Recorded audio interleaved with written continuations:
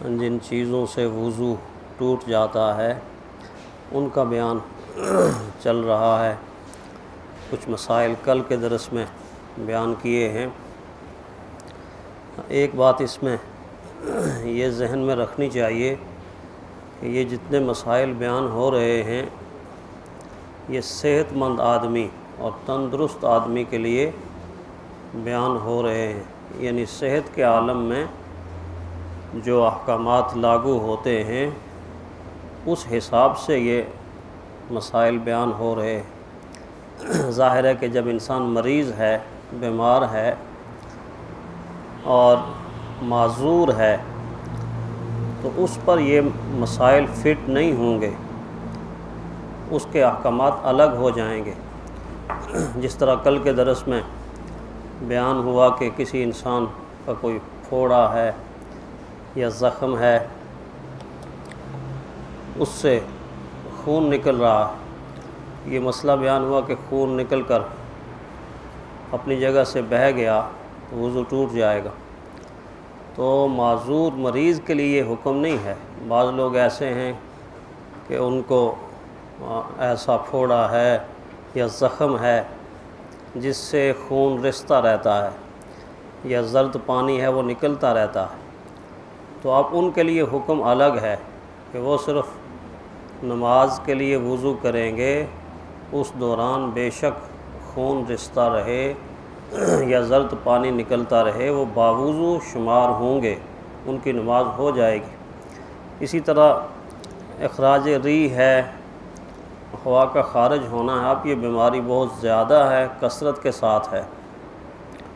وہ ہمارے ایک حکیم صاحب ہیں، وہ فرمایا کرتے ہیں کہ پاکستان اگرچہ گیس میں خود کفیل نہیں ہوا لیکن پاکستانی کم از کم گیس میں خود کفیل ہو گئے۔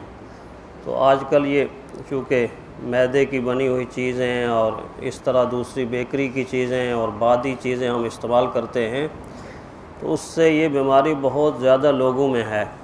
تو ایسے آدمی کے لیے کہ جو ایک نماز تک بھی اپنا وضو برقرار نہ رکھ سکتا ہو، اس کے لیے حکم یہ ہے کہ وہ بس نماز کے لیے وضو کر لے اور ایک مکمل نماز اسی وضو سے پڑھے گا، اگرچہ دوران نماز وہ بے وضو بھی ہو جائے لیکن وہ باوضو شمار ہوگا، چونکہ وہ معذور ہے، اب وضو برقرار نہیں رکھ سکتا، اس لیے بس نماز کے لیے ایک وضو اس نے کر لیا، اسی میں سارے فرض بھی پڑھے، سنت بھی پڑھے، نوافل بھی پڑھے، وہ مکمل نماز اسی وضو سے پڑھے اور اگلی نماز جب آئے گی تو اس کے لیے نیا وضو کرے گا۔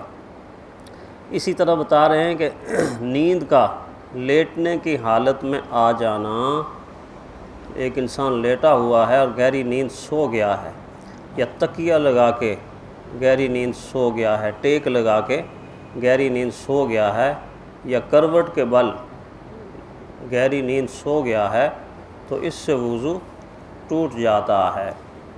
اس بارے میں حضرت عبداللہ بن عباس رضی اللہ تعالیٰ عنہ کہتے ہیں کہ آن صلی اللہ علیہ وسلم نے فرمایا، جو آدمی چت لیٹ جائے یعنی زمین سے چمٹ کر لیٹ جائے اس پر نیند کے عالم میں اس پر وضو کرنا لازم ہے، کیونکہ جب وہ چت لیٹ جائے گا تو اس کے اعضاء ڈھیلے ہو جائیں گے، تو اعضاء ڈھیلے ہونے کے عالم میں خطرہ ہے کہ اس کا وضو نہیں رہا، شک میں پڑ گیا۔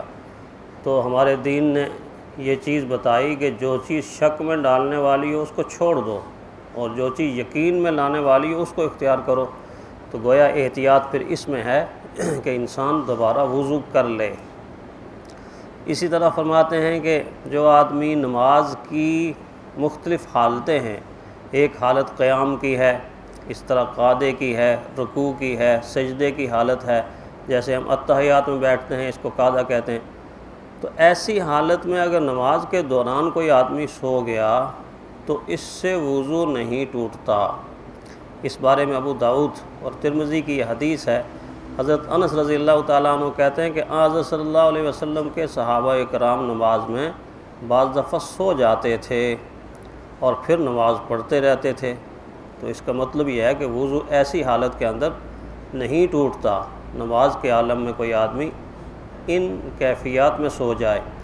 بعض نمازی تو ایسے ہیں جو تراویح مکمل پڑھتے ہیں اور نیند بھی مکمل کر لیتے ہیں، ہمارے یہاں ایک کرنل صاحب تھے ڈبلیو بلاک میں، وہ بالکل ایسا توازن برقرار رکھتے تھے کہ کھڑے کھڑے وہ سو جاتے تھے، اور سوتے بھی اتنے تھے کہ ان کے خراٹوں کی آواز پاس والے نمازی سنتے تھے، خراٹے بھی لگاتے تھے۔ اور حیرت کی بات یہ ہے کہ نہ ان کا رکوع مس ہوتا تھا، نہ ان کا سجدہ مس ہوتا تھا، نہ ان کی کوئی رکعت مس ہوتی تھی، گویا نیند بھی پوری اور نماز بھی پوری۔ تو اس حال میں وضو نہیں ٹوٹتا۔ بہرحال ان حالات کے اندر کوئی آدمی اگر سو جائے تو اس کا وضو نہیں ٹوٹے گا۔ دوسری حدیث حضرت ابو ہریرہ رضی اللہ تعالیٰ عنہ کہتے ہیں کہ جو سجدے کی حالت میں سوئے اس پر وضو نہیں، یہاں تک کہ چت لیٹ جائے، زمین سے چمٹ کے ایک انسان سو جاتا ہے تو پھر اس حالت کے اندر اس کا وضو ٹوٹ جائے گا۔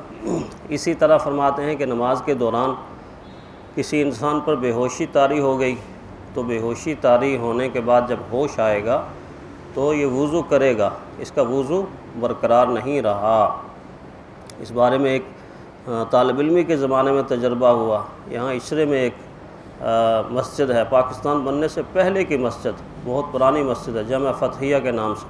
وہاں امام صاحب ظہر کی نماز پڑھا رہے تھے تو نماز کے دوران مصلے پہ سجدے کے عالم میں بے ہوش ہو گئے۔ اب نمازیوں نے سجدہ کیا ہوا ہے، نمازیوں کو پتہ نہیں کیا ہو رہا ہے۔ سجدہ جب کافی لمبا ہو گیا اور کوئی سر اٹھاتا نہیں، اللہ اکبر کی آواز نہیں آ رہی، تو پیچھے ایک مؤذن تھے، جنید ان کا نام تھا، انہوں نے تھوڑا سا سر اٹھا کے دیکھا تو دیکھا کہ امام صاحب تو بے ہوش ہو گئے۔ اب ظاہر ہے کہ انہوں نے سوچا اب کیا کروں، تو کچھ مسائل جانتے تھے وہ، اسی لیے کہتے ہیں کہ امام کے پیچھے وہ کھڑا ہو جو نماز کے مسائل سے واقف ہو، تاکہ درمیان میں کوئی اس طرح کا حادثہ پیش آ جائے تو وہ نماز کو کور کر سکے، نماز کو جاری رکھ سکے۔ تو انہوں نے اٹھ کے دیکھا کہ ان کے پیچھے ایک حکیم صاحب کھڑے تھے، کافی لمبی ان کی داڑھی تھی، تو انہوں نے یہ سمجھا کہ چونکہ داڑھی لمبی ہے تو یہ مسائل سے بھی واقف ہوں گے۔ ہمارے ہاں پنجاب میں یہ بھی ہے کہ جو داڑھی رکھتا ہے اس کے بارے میں لوگ یہ سوچتے ہیں کہ یہ مولوی ہوگا، لوگ یہی سمجھتے ہیں یہ مولوی ہوگا، ایسی بات نہیں ہے۔ داڑھی مولوی ہونے کی نشانی نہیں، مومن اور مسلمان ہونے کی نشانی۔ اتنا آسان نہیں ہے مولوی بننا۔ جیسے کوئی انسان سفید کوٹ پہن لے تو وہ ڈاکٹر نہیں بن جاتا، اور کالا کوٹ پہن لے تو وکیل نہیں بن جاتا۔ تو کوٹ پہننے سے نہ کوئی ڈاکٹر بنتا ہے نہ کوئی وکیل بنتا ہے، اسی طرح داڑھی رکھنے سے سارے مولوی نہیں بن جاتے۔ تو انہوں نے سوچا کہ یہ عالم ہوگا، مولوی ہوگا، اس کو نماز کے مسائل آتے ہوں گے، تو انہوں نے یہ کیا کہ اس کو کھینچ کے مصلے پہ کھڑا کرنا چاہا۔ اب کھینچ کے جب مصلے پہ کھڑا کرنا چاہا تو وہ بیچارے پیچھے کو زور لگا رہے ہیں اور مؤذن صاحب آگے کو زور لگا رہے ہیں، ان کی دینگا مشتی ہو رہی ہے، اور نمازی اپنی جگہ کھڑے ہیں کہ کچھ نماز آگے پڑھائے گا۔ بڑی مشکل سے ان کو کھینچ کے مصلے پہ کھڑا کیا تاکہ وہ نماز آگے جاری کروا دیں اور میں امام صاحب کو ایک سائڈ سے لے کے نکل جاؤں۔ لیکن وہ مصلے پہ جب جا کے کھڑے ہوئے تو اب ان کو پتہ نہیں کہ میں نے آگے کیا کرنا ہے، تو وہ آدھے منٹ تو خاموش رہے، اور آدھے منٹ کے بعد نمازیوں کو کہتے ہیں بس یار توڑ دو نماز چھوڑ دو، تو ساروں کی نماز بیچارے نے توڑوا دی۔ تو اس طرح بعض دفعہ ایسے حادثات ہو جاتے ہیں، تو بے ہوشی کے عالم میں وضو ٹوٹ جاتا ہے۔ جب ہوش آئے گا تو وضو کریں گے۔ اسی طرح بتا رہے ہیں کہ رکوع سجدے والی نماز میں اگر بالغ آدمی کہکہا مار کے ہنستا ہے تو اس ہنسنے سے نہ صرف یہ کہ اس کی نماز ٹوٹ جائے گی بلکہ اس کا وضو بھی ٹوٹ جائے گا، اور جائے اور دوبارہ وضو کر کے آئے۔ اس بارے میں حضرت ابو موسیٰ اشعری رضی اللہ تعالیٰ عنہ سے روایت ہے کہ حضرت صلی اللہ علیہ وسلم نے حکم دیا کہ جو شخص نماز میں ہنستا ہے، یعنی کہا مار کے ہنستا ہے، اس کا وضو اور نماز دونوں چلے گئے، دونوں کا اعادہ کرے، یعنی دونوں کو واپس لوٹائے۔ اب اس بارے میں 3 چیزیں، ایک ہے مسکرانا۔ نماز میں کوئی چیز بعض دفعہ بندے کو یاد آ گئی تو بندہ ہلکا سا مسکرایا، اس مسکرانے سے نہ نماز ٹوٹتی ہے نہ وضو ٹوٹتا ہے۔ اچھا، اس سے اگلا سٹیپ جو ہے وہ ہنسنا ہے۔ ہنسنے میں زیادہ آواز نہیں نکلتی، معمولی سی آواز نکلتی ہے۔ ہنسنے سے نماز تو ٹوٹ جاتی ہے لیکن وضو نہیں ٹوٹتا۔ اور اس سے اگلا تیسرا سٹیپ ہے کہا مار کے، ٹھاٹھا مار کے بعض دفعہ انسان ہنستا ہے نا، اس طرح اگر کوئی ہنس گیا تو پھر اس کی نماز بھی نہیں رہے گی اور اس کا وضو بھی نہیں رہے گا۔ اس بارے میں متعدد احادیث ہیں۔ جو مسئلہ بیان ہو رہا ہے اور جو بیان ہوتا ہے، ساتھ ساتھ احادیث ہیں، کثرت کے ساتھ احادیث ہیں۔ وہ وقت کی کمی کی وجہ سے احادیث ساری بیان نہیں ہوتی، لیکن میں مسئلہ بیان کر دیتا ہوں۔ اس لیے اس طرح وضو کے بعد اگر کوئی آدمی کپڑے چینج کرتا ہے، لباس بدلتا ہے، تو عام طور پہ یہ مشہور ہے کہ اس کا وضو ٹوٹ جاتا ہے، حالانکہ ایسی کوئی بات نہیں ہے۔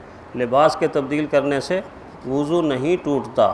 اور اسی طرح انسان کو شک ہے کہ میں نے وضو کیا تھا یا نہیں کیا تھا، تو ایسی حالت کے اندر نماز نہیں پڑھنی چاہیے، دوبارہ وضو کر لینا چاہیے، چونکہ شک کے عالم میں نماز پڑھے گا تو نماز نہیں ہوگی۔ اسی طرح وضو کیا ہے اور اس کے بعد ناخن کاٹے ہیں یا بال ترشوا لیے ہیں، بال کٹوائے ہیں، تو بالوں کے کٹوانے سے یا ناخنوں کے کاٹنے سے وضو نہیں ٹوٹتا، وضو برقرار رہتا ہے۔ اللہ تعالی ہم مسائل کو سمجھ کر عمل کرنے کی توفیق عطا ہو۔